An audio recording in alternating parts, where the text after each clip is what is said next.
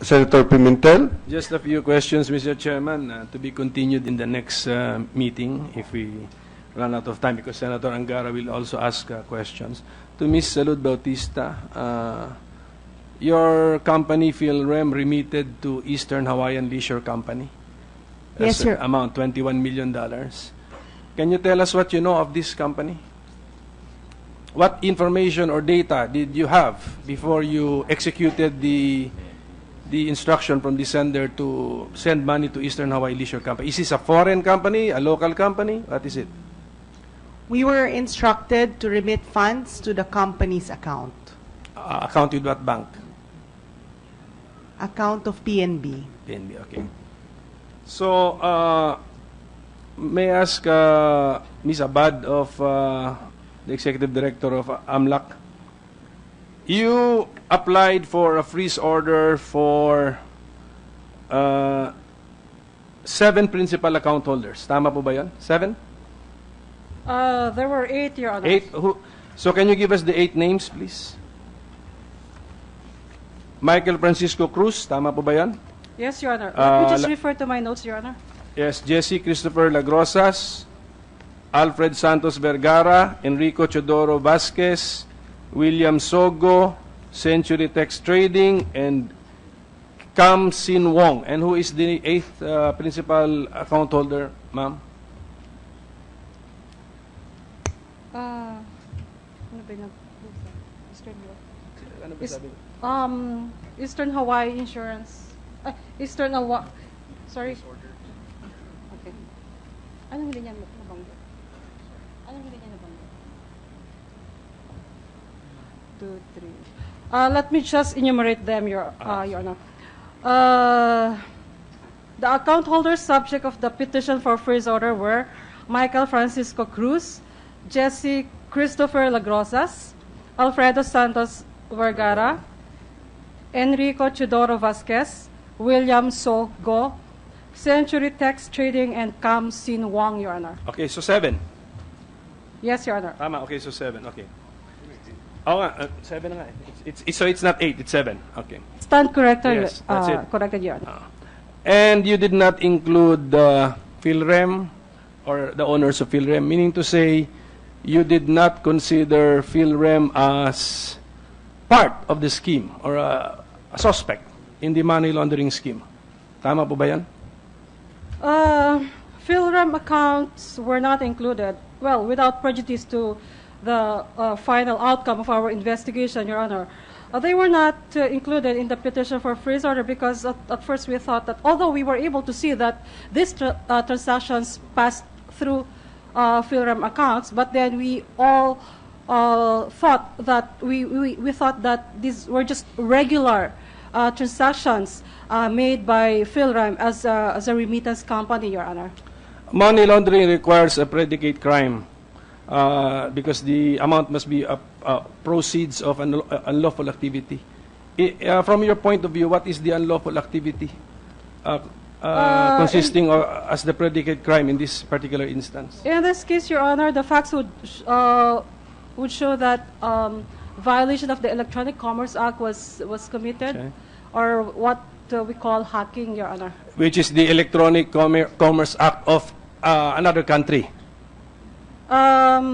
Yes, the Yes, yeah. predicate crime was committed in another country, Your Honor. Right, and we allow that. We recognize since it is punishable under our law and it is punishable in the other jurisdiction, then that is an unlawful activity. Tama po ba yan? That is correct, Your Honor. And under our law, there is already money laundering if we transact using the proceeds. Tama po ba? That is correct, Your Honor. When it was converted into dollars or given to a remittance, isn't that a transaction? Was the money laundering, theoretically lang was the money laundering already consummated? Well, one of the elements of money laundering, Your Honor, is knowledge. Knowledge that the money being transacted came from an unlawful activity. In this case, Your Honor, as I've said, without prejudice to the final outcome of our investigation, we thought that probably Philrem did not know that the money came from stolen funds. So if Philrem even knew, if- if Philrem knew, then they would be included in the list. Tama po ba? So that even if Philrem transacted without money, if they didn't know that Yeah. the money was stolen, then they could not be held responsible for money laundering, Your Honor. That's correct. But if they knew, then the other way around. Tama po If ba? they knew, that And- would be a different case, And Your so Honor. with RCBC, if they knew when it was, how much was, how much amount of dollars did you ask the RCBC to convert? $60+ million. Ganun po ba, ma'am, the Executive Director Abad? That is correct, Your If Honor. RCBC also knew that these were proceeds of unlawful activity, then money laundering would have been consummated. That is correct, Your Honor. Okay, so from your point of view, you never suspected Philrem. You never asked for the freeze order. But from the point of view of RCBC, they suspected the Philrem's participation because they froze the account of Ms. Salud Bautista. Probably there were other facts or circumstances that would make RCBC believe that Philrem had knowledge that the money came from stolen funds, Your Honor. Your accounts with RCBC, Ms. Bautista, were frozen after this incident na. That's correct, no? After February 10? Yeah. Yes, Your Honor. Our accounts was closed March 1 and turned into manager's checks and then was not released to us. So maybe I'll just ask RCBC if they care to, if they would answer, but did you freeze Ms. Salud Bautista's accounts and other related accounts because you suspect her or her corporation or specifically Philrem to be part of this syndicate which perpetrated this money laundering scheme?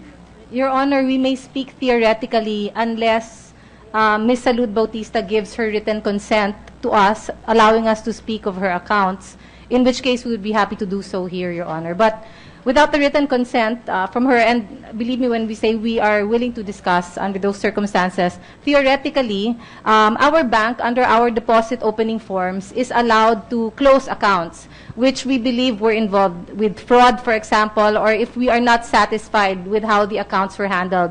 The bank has that power under the deposit opening forms, which the account holder signs.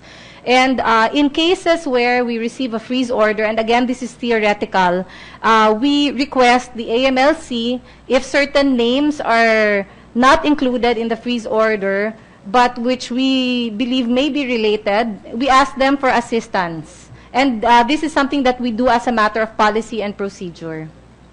No, but that's why Ms. Salud Bautista was complaining earlier or a while ago that you froze her account even though she was not enumerated in the Yes. freeze order. That's why, yun na nga. So, meron kayo yatang alam, mas may alam pa kayo kaysa sa AMLAC. Kung ganon. Kasi hindi nga sila sinama sa freeze order and yet ang RCBC freeze eh.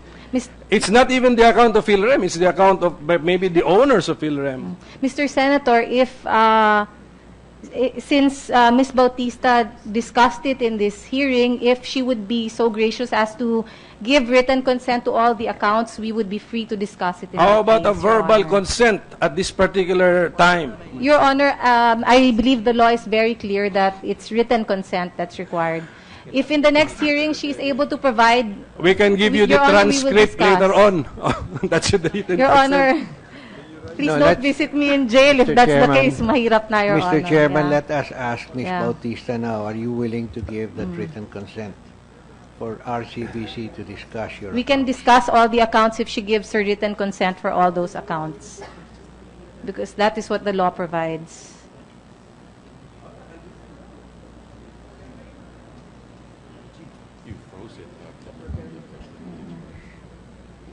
Your Honor, do you think we can take this up in the next hearing? Okay, if it's good enough. Anyway, you're the one who's been, you're the one who's saying that you've been, what do you call this, damaged by this, and okay, up to next hearing, if you want to bring your written consent, then do so.